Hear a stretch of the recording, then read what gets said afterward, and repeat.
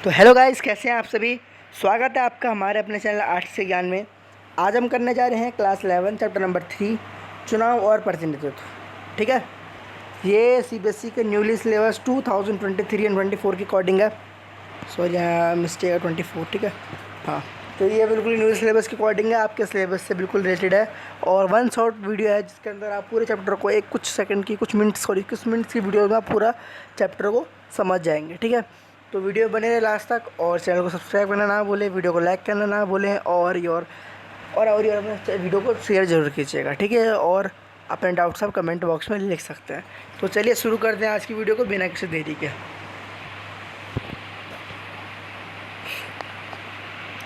चुनाव आयोग की कार्य। अब आप सभी को पता है कि चुनाव आयोग क्या करता है, चुनाव करवाता है। ठीक है, तो उसके अतिरिक्त भी बहुत से कार्य होते हैं, तो हम उन कार्यों को डिस्कस करेंगे, ओवरव्यू करेंगे, और फिर आप समझ सकते हैं कि वो कार्य किस प्रकार के हैं। ठीक है, अगर मैं बताऊँ भाई चुनाव आयोग के कार्य क्या है, तो चुनाव आयोग का जो प्रमुख कार्य है वो क्या है भैया, स्वतंत्र और निष्पक्ष चुनाव कराना। अब किसी देश के अंदर या किसी राज्य के अंदर चुनाव होता है तो वह चुनाव कौन करवाता है, वो चुनाव आयोग करवाता है, या सभी को पता है। अगर कोई चुनाव आयोग चुनाव करवाता है तो क्या अगर वह चुनाव स्वतंत्र ना हो, फ्रीली ना किया जाए, तो क्या वह चुनाव कहलाएगा? नहीं कहलाएगा। तो इसीलिए जब चुनाव स्वतंत्र होगा और निष्पक्ष, मतलब बिना किसी पार्टी के पक्ष में गए हुए चुनाव, बिना किसी आदमी के पक्ष में गए हुए चुनाव जब हो रहा है तो वही निष्पक्ष चुनाव कहलाएगा। तो यह कार्य किसका है? चुनाव आयोग का कार्य कि वह किसी भी अगर राज्य के अंदर या प्रदेश के अंदर चुनाव हो रहा है तो वह चुनाव आयोग की ड्यूटी है कि वो उस चुनाव को बिल्कुल स्वतंत्र करवाए और साथ में निष्पक्ष तौर से करवाए। ठीक है, अगर हम बात करें आचार चुनाव संहिता को लागू करना, अब देखो उसका मतलब क्या होता है। बहुत ही इंपॉर्टेंट कॉन्सेप्ट मैं बता रहा हूँ आपको कि आचार का मतलब क्या होता है, आचार संहिता का मतलब क्या होता है। ठीक है, आदर्श आचार संहिता का जिसको बोल सकते हैं। तो क्या होता है कि चुनाव से पहले कभी कुछ दिन कभी कुछ महीने पहले एक लिस्ट जारी होती है। ठीक है, उसके अंदर ये कुछ कार्य होते हैं जो चुनाव के दौरान या चुनाव से पहले जो पॉलिटिकल पार्टीज होती है वह नहीं कर सकती हैं। आप सभी को पता है कि चुनाव में क्या होता है कि अगर कोई रूलिंग पार्टी है, मतलब जो है सत्ताधारी पार्टी है, वो क्या करेगी, चुनाव आ चुका है, चुनाव सब कुछ हो चुका है, तो वह एंड टाइम में क्या करेगी कि यार कुछ ऐसी पॉलिसी ला देगी या कोई ऐसा कुछ ट्रिक लगाएगी जिससे कारण उसे वोट ज़्यादा मिलने। ठीक है, कि यार इस पार्टी ने अभी जस्ट ये काम किया है, हमें से वोट देते। 5 साल कुछ नहीं किया उसने, पर एट द मोमेंट पे चुनाव से कुछ टाइम पहले ही उसने कोई पॉलिसी निकाल दी या कोई वैकेंसी निकाल दी, कुछ ऐसा कार्य कर जिससे कि लोग जो है उस पार्टी को वोट देने के लिए राज़ी हो जाएँ। तो ये जो प्रोहाइबिट होता है, मना किया जाता है, इसको इसलिए लिस्ट निकाली जाती है जिसके अंदर ये चीज़ होती है। ठीक है, साथ ही साथ कुछ टाइम पहले क्या होता है कि जिस दिन जो पॉलिटिकल पार्टीज होती है उनको रैलियाँ जो होती है उनको बंद करना पड़ता है। यार इस टाइम रैली नहीं कर सकते हैं कि लिमिट आपकी ओवर हो चुकी है, इसके बाद रैली नहीं कर सकते। तो ये सारी डिटेल चुनाव आयोग निकालता है। ठीक है, राजनीतिक दलों का पंजीकरण करना पे उनको चुनाव चिन्ह जारी करना। आप सभी को पता है कि भारत के अंदर 2 प्रकार के राजनीतिक दल होते हैं। एक होता है राष्ट्रीय राजनीतिक दल, और दूसरा होता है नॉर्मल जो रीजनल क्षेत्रीय राजनीतिक दल। ठीक है, अब नेशनल आप सभी को पता है, राष्ट्रीय में आप आम आदमी पार्टी, बीजेपी, कांग्रेस, ठीक है, ऐसी पार्टीज होती है। और रीजनल के अंदर ही बहुत सारी पार्टीज़ होती हैं, जैसे अलग अलग जो स्टेट की आप सभी को पता है उनकी, आपके स्टेट की जो पार्टी है आप कमेंट में जरूर लिखिएगा। ठीक है, अगर मैं बात करूँ तो उन सभी को उनका पंजीकरण करना मतलब रजिस्ट्रेशन करवाना कि हाँ भैया तुम पार्टी के तौर से रजिस्टर हो रहे हो, तुम्हें चुनाव चिन्ह मिलेगा। जब ईवीएम आएगा तो उसमें तुम्हारा चिन्ह रहेगा, लोग उसमें वोट देंगे, तभी तुम मतलब एक तुम्हारे कैंडिडेट जीत पाएंगे। ठीक है, उसको पंजीकरण करना, और साथ ही में उनको चुनाव चिन्ह। अब आपको लगता है यार ये पार्टी चाहती है कि नहीं मुझे चुनाव चिन्ह चाहिए, मुझे को मिले दो, नहीं ऐसा नहीं होता। कुछ पार्टी इसको लिस्टेड डाउन करना पड़ता है कि हमें ये चाहिए प्रेफरेंसेस के तौर से, कि हमें ये चाहिए, फिर ये चाहिए। ठीक है, अगर ये ना हो तो ये चाहिए। ठीक है, उस प्रकार जो अवेलेबल जो चुनाव चिन्ह होता है वह क्या करते हैं कि जो चुनाव आयोग होता है वो पार्टी को दे देता है कि तुम इसको, ठीक है, ये हमारे पास अवेलेबल है, तुम्हें ये चाहिए, तुम इसे रखो। ठीक है, इस प्रकार से चुनाव चिन्ह जो होते हैं पार्टी को मिल जाते हैं। उसके बाद चुनाव के दौरान उम्मीदवारों द्वारा खर्च सीमा तय करना। आप सभी को पता है कि चुनाव हो रहे हैं तो भैया पैसा तो बहुत लगता है चुनाव में। ठीक है, तो उससे एक लिमिट के अंदर पैसा खर्च हो, वो लिमिट को जो नज़र करेगा वो चुनाव आयोग करेगा कि यार लिमिट से एक्सिस्ट अमाउंट ना हो जाए, लिमिट कंट्रोल में रहे, ऐसा ना हो कि पैसा ज़्यादा खर्च हो जाए, लोगों में बांट दिया जाए, जिससे कि वह वोट का माइंड सेट उनका चेंज हो जाए। ठीक है, संरचना, चुनाव आयोग की संरचना। देखो चुनाव आयोग की संरचना एक बहुत इंपॉर्टेंट कॉन्सेप्ट है कि चुनाव आयोग मतलब होता क्या है, किस प्रकार है। आप सभी को एक फर्स्ट क्वेश्चन मैं देता हूँ, आप ढूंढ के लेगी, who is the first election commissioner of India, मतलब भारत के जो पहले चुनाव आयुक्त कौन थे। ठीक है, ये इसका आंसर आप कमेंट बॉक्स जरूर कीजिए। ठीक है। तो जो मुख्य चुनाव आयुक्त होते हैं एक, ठीक है, उनके चुनाव आयुक्त होते हैं। तो मेन कंपोनेंट ये होते हैं चुनाव आयोग के, मुख्य चुनाव आयुक्त और चुनाव आयोग। उसके अलावा जो उनके अलावा जो बहुत सारे जो नॉर्मल लेवल पे और कार्यकर्ता होते हैं और वर्कर्स होते हैं और डिपार्टमेंटल होते हैं, बट उनको इनके मेन जो दो होते हैं, ठीक है, इनको जो। उसके अलावा देखो आप सभी को पता है कि जो चुनाव आयोग की जो नियुक्ति होती है राष्ट्रपति द्वारा नियुक्ति की जाती है, ठीक है, सॉरी याद हाँ, और साथ ही साथ संसद द्वारा उनको हटाया जा सकता है। जैसे आप सभी को पता है कि संविधान के अंदर संशोधन किया जाता है, उसी प्रकार से जब संशोधन किया जाता है तो ऐसे तरीके से एक कम मीटिंग बैठती है सदस्यों की, और तभी संसद में जो चुनाव आयोग होता है उसको रिमूव या हटाया जा सकता है उनकी पोस्ट से, और अपॉइंट करने के लिए राष्ट्रपति जी करती हैं, ठीक है। तो अब नेक्स्ट टॉपिक अगर हम पढ़ें तो वह चुनाव प्रणाली। तो आप सभी को पता है कि विश्व के अंदर 2 प्रकार की चुनाव प्रणाली होती है। एक होती है अनुपातिक प्रतिनिधित्व, एक होता है FWS, ठीक है। इसका मतलब देखो मैं आपको सॉल्व करता हूँ, RP होता है, ठीक है। तो जो FWS होता है इसके अंदर क्या होता है, क्षेत्र से एक उम्मीदवार का चयन होता है, मतलब प्रत्याशी को मत देते हैं और देश के छोटे छोटे विधानसभाओं में विभाजित किया जाता है, जिसका उदाहरण आपको भारत और यूनाइटेड किंगडम मतलब ब्रिटेन जगह, ठीक है। जो हमारा अनुपातिक प्रतिनिधित्व होता है मतलब RP जो होता है, उसके अंदर ये जो मतदाता होता है वो पार्टी को वोट देता है। हमारे यहाँ के उम्मीद हो सबको पता है कि वोट पार्टी के नाम पे ही मिलता है इंडिया के अंदर भी, बट देखो डिफरेंस देखो क्या होता है कि हमें पता है यार कि ठीक है हमारे एरिया से इस पार्टी से ये उम्मीदवार उठ रहा है, इस पार्टी से ये उम्मीद, तो उसके अंदर देखो क्या होता है, आप सभी को पता है कि वो पार्टी इसके बेस पे होता है, बट वोट कैंडिडेट के नाम पे मिलता है कि कैंडिडेट उठ रहा है, तो सॉरी पार्टी के नाम पे मिलती है यार इस पार्टी से ये कैंडिडेट उठ रहा है तो हमें पार्टी को वोट देना, बट नाम का हाँ चलो भाई उसको एक्स कुमार उठ रहा है बीजेपी से और वाई कुमार उठ रहा है कांग्रेस से। जो कांग्रेस वाले वोटर होंगे वो वाई कुमार को वोट देंगे, जो बीजेपी वाले होंगे वो एक्स कुमार को वोट देंगे, ठीक है। तो ये फैक्टर क्या करता है कि पार्टी को चेंज होता है। और RP के अंदर जो मतदाता होता है डायरेक्टली मतलब पार्टी इसको वोट देते हैं, ठीक है। किसके बेस पे, जो एक कंट्री होती है ना मतलब एक बड़ा सा भौगोलिक क्षेत्र को उठाते हैं क्षेत्र में से, और एक से अधिक उम्मीदवारों का चयन हो जाता है। अब मैं आपको एक स्लाइड से दिखाता हूँ, नॉर्मल स्लाइड से देख सकते हैं आप। हाँ, तो अगर आप देखेंगे तो ये एक कंट्री है और ये एक कंट्री है,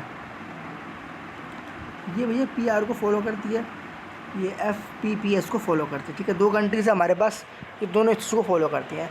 अब जो हमारा ये फर्स्ट पोस्ट पास सिस्टम वाली कंट्री होगी, इसने क्या कर दिया, ये इसने बांट दिया, इतनी कॉन्स्टिट्यूशन अपने देश को बांट दिया, ठीक है। और ये पूरा एक है।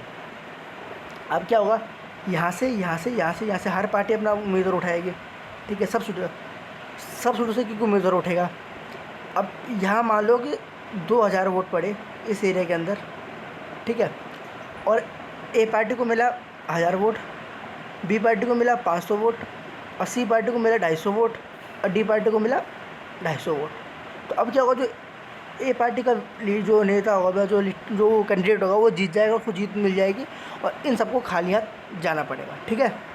और वहीं अगर मैं बात करूँ RO की, तो RO के अंदर सॉरी PR के अंदर क्या सीन होगा, अभी देखो PR का सीन बताऊँ आपको कि PR के अंदर क्या होगा कि जब PR होगा उसके अंदर मतलब हाँ, तो ये PR है, ये PR बटा हुआ है, तो ये पूरे एक ही माना जाएगा, ठीक है। अब A party, B party, C party और D पार्टी ये जाएंगी चुनाव में लड़ने के लिए, ठीक है। ये नेता जाएंगे चुनाव में लड़ने के लिए। अब मान लो A पार्टी को मिले 30%,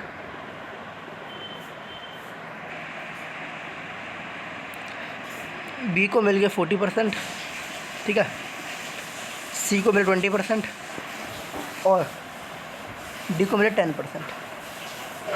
अब भैया इनको इतने वोट मिल गए परसेंटेज के बेस पे, जब अब हम यहाँ पे हमको सीट लोकेशन करेंगे तो क्या होगा, जो 40% एरिया होगा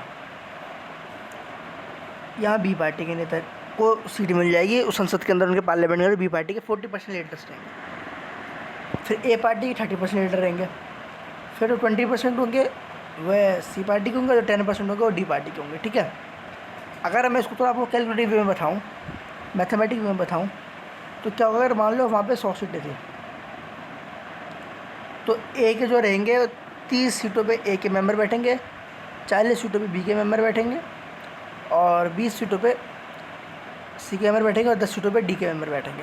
तो वहाँ ये रेशो चलता है, और इंडिया के अंदर दूसरा रेशो चलता है, और यूनाइटेड किंगडम के अंदर दूसरा रेशो चलता है। तो मैंने आपको बता दिया जो इस दो सिस्टम में ये डिफरेंस होता है, बहुत ईजी कॉन्सेप्ट है, ठीक है। वापस पीपीटी पे आ जाते हैं। प्रतिनिधि, अब देखो, चुनाव प्रक्रिया द्वारा जनता जिस व्यक्ति को चुनकर संसद या विधानसभा में भेजती है उस व्यक्ति को प्रतिनिधि कहते हैं। आप सभी को पता है कि यार हमारे एरिया से अगर हमारा राज्य का चुनाव हो रहा है, मुख्यमंत्री मान तो हम क्या करते हैं कि हमारे MLAs होते हैं और प्रधानमंत्री चुनाव तो MPs होते हैं, ठीक है। हमने चुनाव हुआ, वोट डाला, जो उसको मैक्सिमम वोट मिले वह हमारे एरिया से हमारा प्रतिनिधि हो जाएगा, ठीक है। चाहे वो MP हो MLA, उसको प्रतिनिधि ही बोलते हैं, ठीक है। नेक्स्ट है प्रकार। तो लोकतंत्र के 2 प्रकार होते हैं। नागरिक जो होता है रोज़मर्रा के फैसलों और सरकार चलाने में सीधा भाग लेते हैं, हाथ उठाकर, उदाहरण है प्राचीन चुनाव या ग्राम सभाएँ। और अप्रत्यक्ष लोकतंत्र, जनता अपने प्रतिनिधि को भेजकर सरकारी कार्यवाही में भाग लेते भारत में। जैसे अब मेरी बात सुनो, अब मैं इसको दोबारा पीपीटी समझाऊँगा आपको कि जो हमें पता है कि जब हमारे ग्राम सभाएँ होती हैं तो उसके अंदर क्या होता है कि ग्राम प्रधान होता है मेन, ठीक है। ये हमारा चुनाव, इंडिया का चुनाव है या स्टेट का चुनाव है। तो इसके अंदर क्या होता है, कोई फैसला जब लिया जाएगा तो खाली ग्राम प्रधान अकेले नहीं लेगा, जनता के लोग होंगे, जो और लोग होंगे, उनसे थोड़ा डिस्कशन होगा, ठीक है। उनसे वो डिस्कशन के बाद से डायरेक्ट यहाँ पे ग्राम प्रधान फैसला लेगा कि हाँ चलो ठीक है, ये हम लागू करेंगे ग्राम के अंदर, ऐसे हम ग्राम के अंदर करेंगे। वहीं अगर हम बात करें तो इंडिया के देश की बात करते हैं, अगर हम जो प्रधानमंत्री होंगे वो जो फैसला लेंगे तो वह जनता से नहीं सुनेंगे।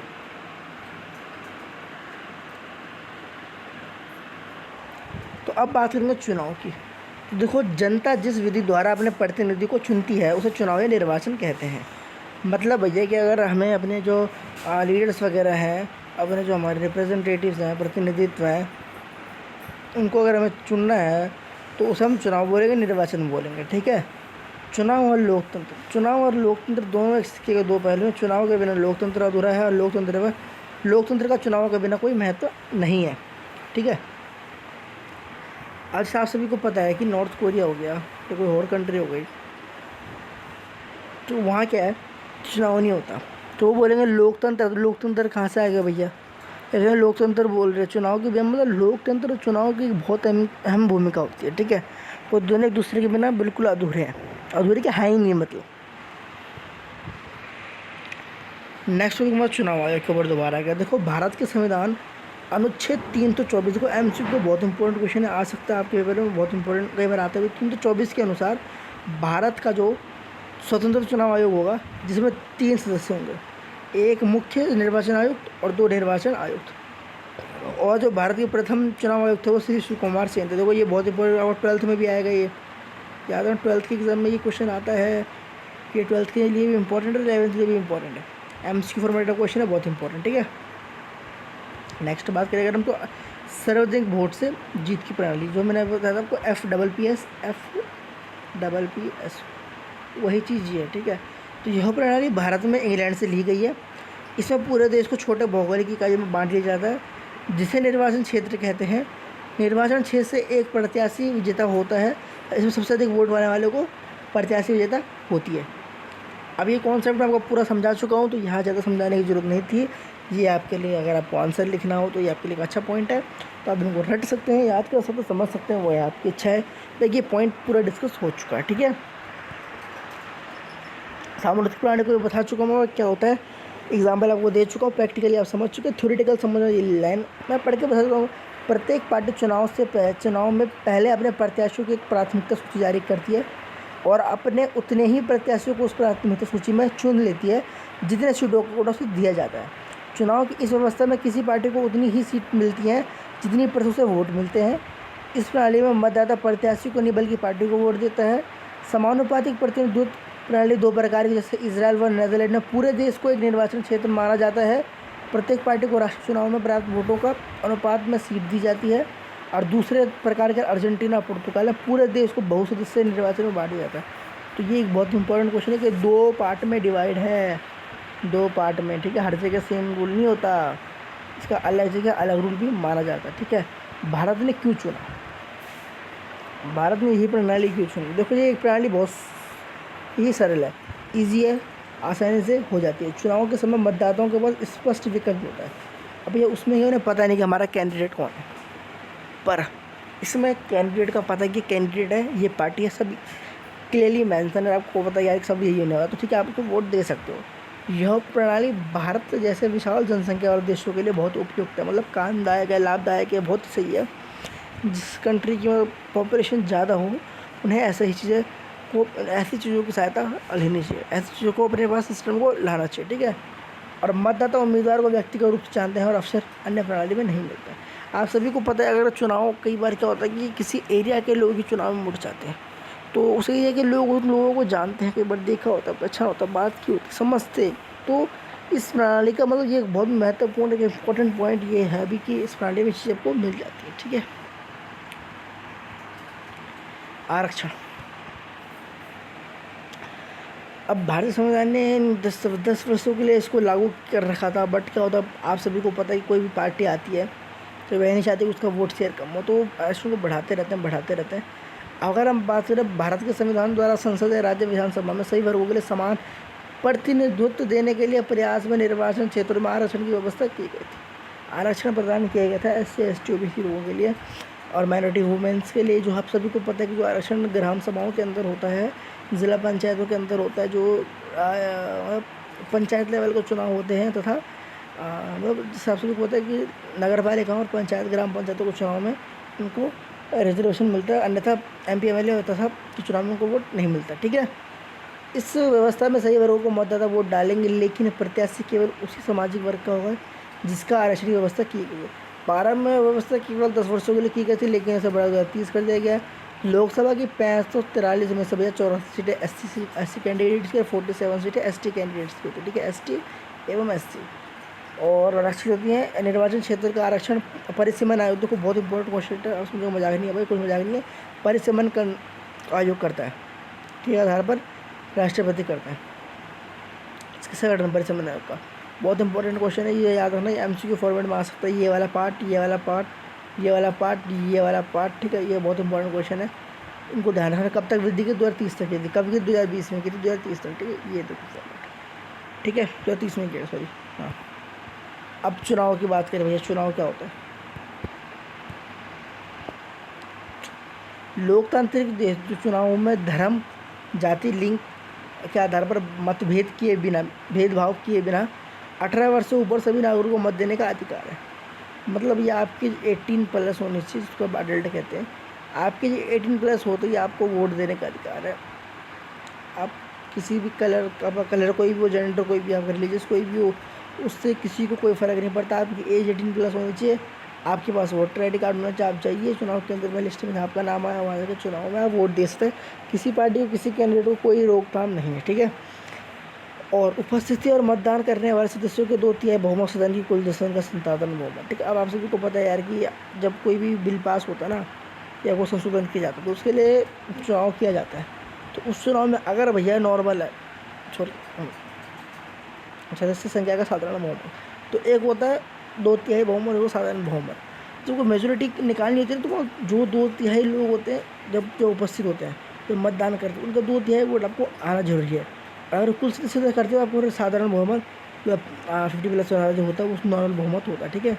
वो नॉर्मल बिलों के लिए होता है, बड़े बिलों के लिए उसको तोड़ना पड़ता है, 2/3 बहुमत वाला सीन करना पड़ता है, ठीक है। अगर हम बात करें चुनाव प्रणाली के दोष, तो वोटों को खरीदा जाना, सांप्रदायिक फैलाना, हिंसा, जाति धर्म के नाम पर वोट, अपराधियों की बढ़ती भागीदारी, लोग लुभावने के वादे करना और धन हत्या करना। ये जो कॉन्सेप्ट है वो बहुत नेगेटिव कॉन्सेप्ट है। तो चुनाव की प्रणाली में देखो जो दोष है उनको बताया गया है कि यार ये इंडिया का, ये किसी भी कंट्री में चुनाव होता है तो उनको खरीदा जाना होता है। आप सभी को पता है ग्रामीण चुनाव में अधिकतर क्या होता है कि जब लोग पैसों के बदले वोट देते हैं, ठीक है। ग्रामीण चुनाव में ये ज़्यादा देखने को मिलता है। सांप्रदायिकता मतलब देखो क्या होता है कि यार अब दंगे फैला देना चुनाव के लिए, फिर उस दंगे में मतलब एज ए लीडर हीरो बन के उभरना, दूसरों को गलत ठहराना, खुद को सही ठहराना ताकि वोट तुम्हें मिल सके। जाति धर्म के नाम पे वोट लेना, हिंसा करके वोट लेना, और जो अपराधी हैं, आप सभी को पता है बहुत सारे अपराधी जो है भैया वो मतलब उनका हो जाता है आजकल।